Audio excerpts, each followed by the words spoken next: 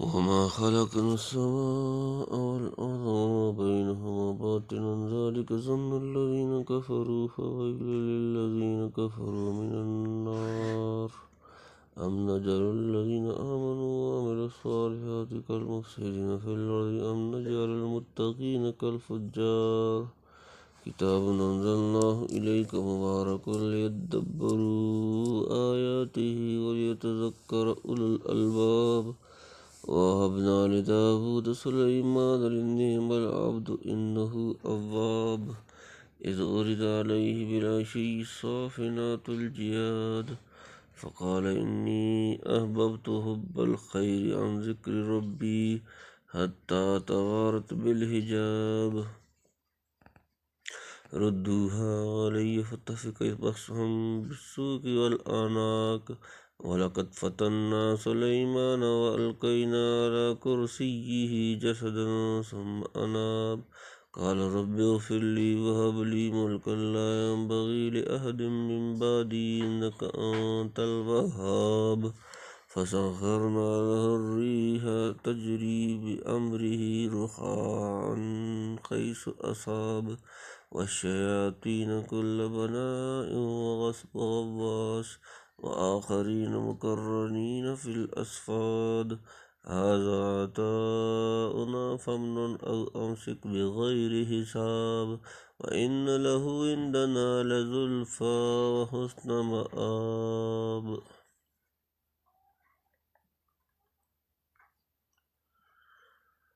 وما خلقنا السماء والأرض وما بينهما باطلا ذلك ظن الذين كفروا فويل للذين كفروا من النار وما خلقنا نہیں پیدا کیا ہم نے السماء اور زمین والارض اور زمین وما اور جو بینہما ان کے درمیان باطل ذالک یہ ظن و گمان الذین کفروا جن لوگوں نے کفر کیا فویل پس خرابی ہے للذین کفروا ان کے لیے جنہوں نے کفر کیا کافر من سے النار آگ اور ہم نے نہیں بنایا آسمان اور زمین کو جو ان کے بیچ میں ہے نکما یہ خیال ہے کہ ان کو جو منکر ہیں سو خرابی ہے منکر کے لیے آگ سے یعنی جس کا آگے کچھ نتیجہ نہ نکلے بلکہ اس دنیا کا نتیجہ ہے آخرت لہذا یہاں رہ کر وہاں کے لیے کچھ کام نہ کرنا چاہیے اور وہ کام یہی ہے کہ انسان اپنی خواہشات کی پیروی چھوڑ کر حق و عدل کے اصول پر کاربند ہو اور خالق و مخلوق دونوں سے اپنا معاملہ ٹھیک رکھے یہ نہ سمجھے کہ بس دنیا کی زندگی ہے کھا پی کر ختم کر دیں گے آگے حساب کتاب کچھ نہیں یہ خیالات تو ان کے ہیں جنہیں موت کے بعد دوسری زندگی سے انکار ہے سو ایسے منکروں کے لیے آگ تیار ہے ام نجعل الذین آمنوا وعملوا الصالحات کالمفسدین فی الارض ام نجعل المتقین کالفجار ہم کیا نجعل ہم کر دیں گے الذین آمنوا جو لوگ ایمان لائے وعملوا اور انہوں نے عمل کیا صالحات اچھے کالمفسدین ان کی طرح جو فساد پھیلاتے ہیں فی الارض زمین میں ہم کیا نجعل ہم کر دیں گے المتقین پرہیزگاروں کالفجار فاجروں بدکارداروں کی طرح کیا ہم دیں گے ایمان والوں کو جو کرتے ہیں نیکیاں برابر ان کے جو خرابی ڈالے ملک میں کیا ہم کر دیں گے ڈرنے والوں کو برابر ڈھیٹ لوگوں کے یعنی ہمارے عدل و حکمت کا اقتضا یہ نہیں کہ نیک ایماندار بندوں کو شریروں اور مفسدوں کے برابر کر دیں یا ڈرنے والوں کے ساتھ بھی وہی معاملہ کرنے لگیں جو ڈھیٹ اور نہ ڈر لوگوں کے ساتھ ہونا چاہیے اسی لیے ضرور ہوا کہ کوئی وقت حساب کتاب و جزا سزا کا رکھا جائے لیکن دنیا میں ہم دیکھتے ہیں کہ بہت سے نیک اور ایماندار آدمی قسم قسم کے مصائب و آفات میں مبتلا رہتے ہیں اور کتنے ہی بدمعاش بے حیا مزے چین اڑاتے ہیں لامحالہ ماننا پڑے گا کہ موت کے بعد دوسری زندگی کی جو خبر مخبر صادق نے دی ہے عین مقتضائے حکمت ہے وہاں ہی ہر نیک و بد کو اس کے برے بھلے کام کا بدلہ ملے گا پھر یوم الحساب کی خبر کا انکار کیسے صحیح ہو سکتا ہے کتاب انزلناه الیک مبارک لیدبروا آیاته ولیتذکر اولو الالباب کتاب انزلناه ہم نے اسے نازل کیا الیک آپ کی طرف مبارک لیدبر تاکہ وہ غور کریں آیات ہی اس کی آیات، ولیتذکروا تاکہ نصیحت پکڑیں اولو الالباب عقل والے۔ ایک کتاب ہے جو اتاری ہم نے تیری طرف برکت کی تاکہ دھیان کریں لوگ اس کی باتیں اور تاکہ سمجھیں عقل والے۔ یعنی جب نیک اور بد کا انجام ایک نہیں ہو سکتا تو ضرور تھا کہ کوئی کتاب ہدایت مآب حق تعالیٰ کی طرف سے آئے جو لوگوں کو خوب معقول طریقے سے ان کے انجام پر آگاہ کر دے۔ چنانچہ اس وقت یہ کتاب آئی جس کو قرآن مبین کہتے ہیں، جس کے الفاظ، حروف، نقوش اور معنی، مضامین، ہر چیز میں برکت ہے، اور جو اسی غرض سے اتاری گئی ہے کہ لوگ اس کی آیات میں غور کریں اور عقل رکھنے والے اس کی نصیحتوں سے منتفع ہوں۔ چنانچہ اس آیت سے پہلی ہی آیت میں دیکھ لو کہ اس قدر صاف فطری اور معقول طریقے سے مسئلہ میعاد کو حل کیا ہے کہ تھوڑی عقل والا بھی غور کرے تو صحیح نتیجے پر پہنچ سکتا ہے۔ تنبیہ شاید تدبر سے قوت علمیہ کی اور تذکر سے قوت عملیہ کی تکمیل کی طرف اشارہ ہو۔ یہ سب باتیں حضرت داؤد کے تذکرہ کے ذیل میں آ گئی تھی، آگے پھر ان کے قصے کی تکمیل فرماتے ہیں۔ وَوَهَبْنَا لِدَاوُودَ سُلَيْمَانَ نِعْمَ الْعَبْدُ إِنَّهُ أَوَّابٌ۔ وَوَهَبْنَا اور ہم نے عطا کیے داؤد کو سلیمان نعم العبد بہت اچھا بندہ، انہ بے شک وہ اواب رجوع کرنے والا، اور دیا ہم نے داؤد کو سلیمان بہت خوب بندہ، وہ ہے رجوع رہنے والا، یعنی سلیمان بیٹا دیا جو انہی کی طرح نبی اور بادشاہ ہوا۔ اذ عرض علیہ بالعشی الصافنات الجیاد، جب عرض پیش کیے گئے علیہ اس پر سامنے، بالعشی شام کے وقت، الصافنات اصلی گھوڑے، الجیاد عمدہ، جب دکھانے کو لائے اس کے سامنے شام کو گھوڑے بہت خاصے۔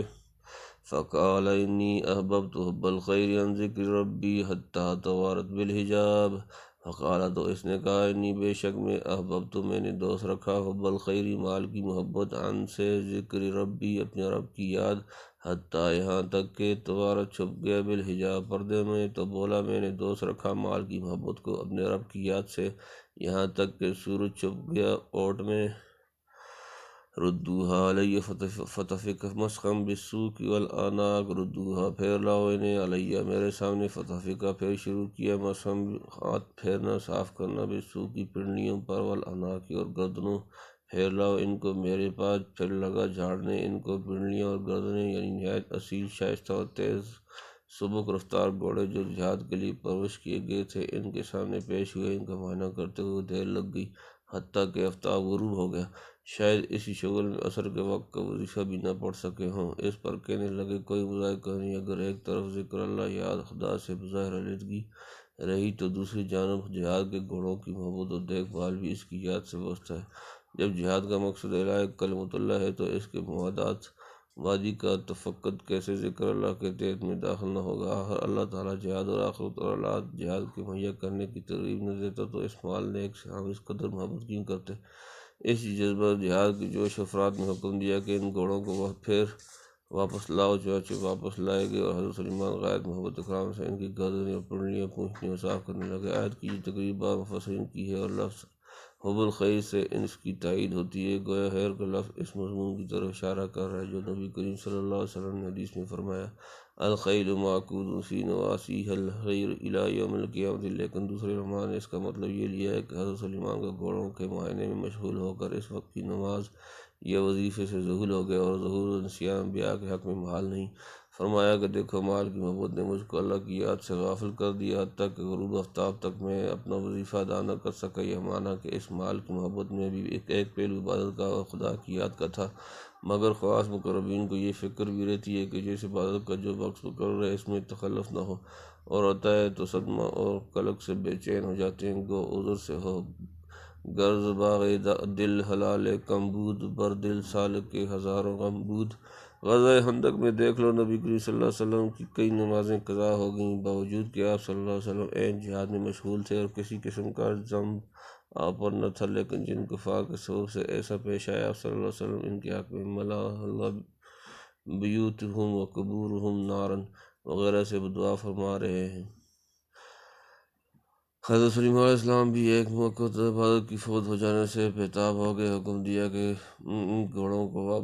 واپس لاؤ جو یاد الہی کی فوت ہونے کے سبب بنے ہیں۔ جب لائے گئے تو شدید غیرت و غلبے اور بے الہی میں تلوار لے کر ان کی گردنیں اور پنڈلیاں کاٹنا شروع کر دیں،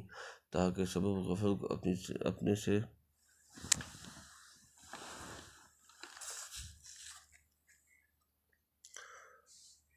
سب وضو کو اپنے سے علیحدہ کریں کہ وہ فی الجملہ کفارہ اس غفلت کو ہو جائے۔ شاید ان کی شریعت میں قربانی گھوڑے کی جائز ہوگی اور ان کے پاس گھوڑے وغیرہ اس کثرت سے ہوں گے۔ ان چند گھوڑوں کی قربانی کرنے سے مقصد جہاد میں کوئی خلل نہ پڑتا ہوگا، اور لفظ فتح کا مقصد سے بھی یہ لازم نہیں آتا کہ سب گھوڑوں کو قتل ہی کر گزرے ہوں۔ میں اتنا ہی کہ یہ کام شروع کر دیا، اللہ عالم۔ اس تقریر کی تائید ایک حدیث مرفوع سے ہوتی ہے جو طبرانی نے باسناد حسن ابی بن کعب سے روایت کی ہے، راجہ روح المانی وغیرہ۔ وَلَقَدْ فَتَنَّا سُلَيْمَانَ وَأَلْقَيْنَا عَلَىٰ كُرْسِيِّهِ جَسَدًا ثُمَّ أَنَابَ۔ وَلَقَدْ اور البتہ فتنا ہم نے آزمائش کی سلیمان وَأَلْقَيْنَا اور ہم نے ڈالا عَلَىٰ كُرْسِيِّهِ اس کے تخت پر جسدًا ایک دھڑ، ثُمَّ أَنَابَ پھر اس نے رجوع کیا۔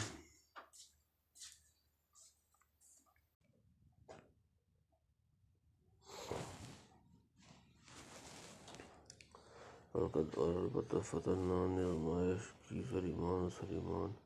وَأَلْقَيْنَا اور ہم نے ڈالا عَلَىٰ كُرْسِيِّهِ اس کے تخت پر جسدًا ایک دھڑ، ثُمَّ أَنَابَ پھر اس نے رجوع کیا، اور ہم نے جانچا سلیمان کو ڈال دیا اس کے تخت پر ایک دھڑ، پھر وہ رجوع ہوا۔ حدیث صحیح میں ہے کہ حضرت سلیمان نے ایک روز قسم کھائی کہ آج رات میں اپنی تمام عورتوں کے پاس جاؤں گا، جو تعداد میں 70 یا 90 یا 100 کے قریب تھیں، اور ہر ایک عورت ایک بچہ جنے گی جو اللہ کی راہ میں جہاد کرے گا۔ فرشتہ نے القاء کیا کہ انشاءاللہ کہہ لیجیے، مگر باوجود دل میں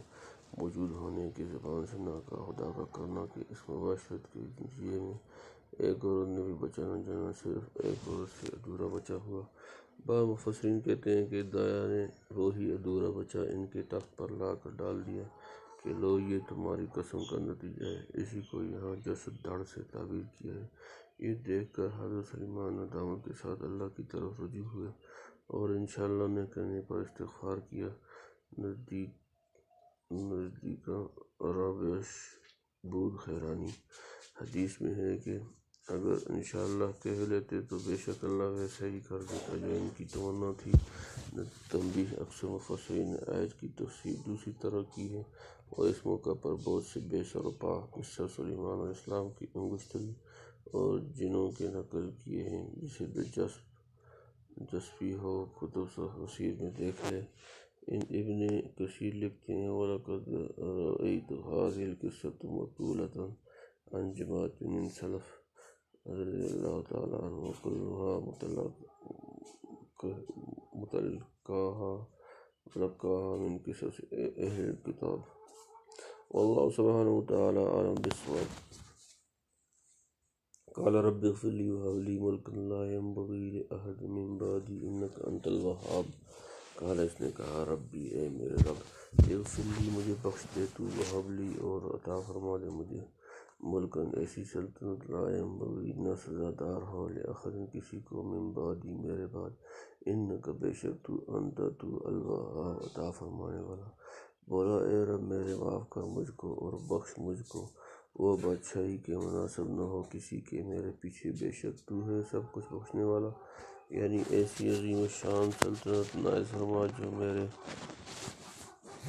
سوا کسی کو نہ ملے، نہ کوئی دوسرا اس کا اہل ثابت ہو، یا یہ مطلب ہے کہ کسی کو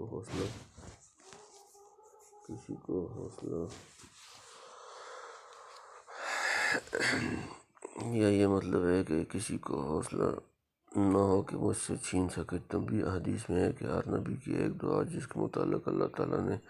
اجابت کا وعدہ فرما لیا ہے، یعنی وہ دعا ضرور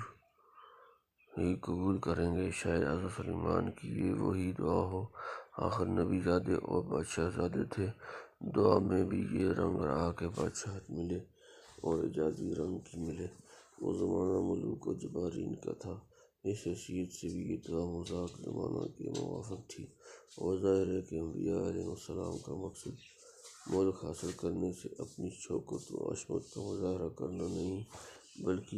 بلکہ اس دین کا ظاہر و غالب کرنا اور قانون سماوی کا پھیلانا ہوتا ہے، جس کے وہ حامل بنا کر بھیجے جاتے ہیں۔ لہذا اس کو دنیا داروں کی دعا پر قیاس نہ کیا جائے۔ فَسَخَّرْنَا لَهُ الرِّيحَ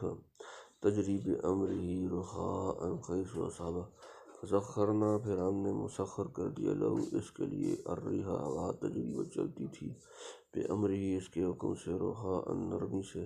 حیث جہاں اصابہ وہ پہنچنا چاہتے پھر ہم نے تابع کر دیا اس کے ہوا کو چلتی تھی اس کے حکم سے نرم نرم جہاں پہنچنا چاہتے سبحان اللہ والشیاطین کل بناء وغواص والشیاطین اور جنات کل تمام بناء عمارت بنانے والے وغواص اور غوطہ مارنے والے اور تو تابع کر دی شیطان سارے عمارت کرنے والے اور غوطہ لگانے والے یعنی جن ان کے حکم سے بڑی بڑی عمارتیں بنانے اور موتی وغیرہ نکالنے کے لیے دریاؤں میں غوطہ لگاتے تھے ہوا اور جنات کے تابع کرنے کے متعلق پہلے سورہ سبا وغیرہ میں کچھ تفصیل گزر چکی آخرین مقرنین فی الاصفاد آخرین اور دوسرے مقرنین جکڑے ہوئے فی الاصفاد زنجیروں میں بہت سے اور جو باہم جکڑے ہوئے ہیں بیڑیوں میں یعنی بہت سے جنات اور تھے جن کو سرکشی اور شرارت و تمرد کی وجہ سے قید کر کے ڈال دیا گیا تھا ہذا عطاؤنا فمنن او امسک بغیر حساب ہذا یہ عطاؤنا ہمارا عطیہ فمنن اب تو احسان کر او یا امسک روک رکھ بغیر حساب کے بغیر یہ ہے بخشش ہماری اب تو احسان کر یا رکھ چھوڑ کچھ حساب نہ ہوگا یعنی کسی کو بخش دو یا نہ دو تم مختار ہو اس قدر بے حساب دیا اور حساب و کتاب کا مواخذہ بھی نہیں رکھا حضرت شاہ صاحب لکھتے ہیں یہ اور مہربانی کی حقیق اتنی دنیا دی اور مختار کر دیا حسب معاف کر کے لیکن وہ کھاتے تھے اپنے ہاتھ کی محنت سے ٹوکرے بنا کر وَإِنَّ لَهُ عِندَنَا لَزُلْفَىٰ وَحُسْنَ مَآب ان لہو اور بے شک اس کے لیے عندنا ہمارے پاس لزلفا البتہ قرب و حسنہ اور اچھا مآب ٹھکانہ اور اس کا ہمارے یہاں مرتبہ ہے اور اچھا ٹھکانہ یعنی بادشاہت کے باوجود جو روحانی تقرب اور مرتبہ ہمارے یہاں حاصل ہے اور فردوس بری میں جو اعلیٰ سے اعلیٰ ٹھکانہ تیار ہے وہ بجائے خود رہا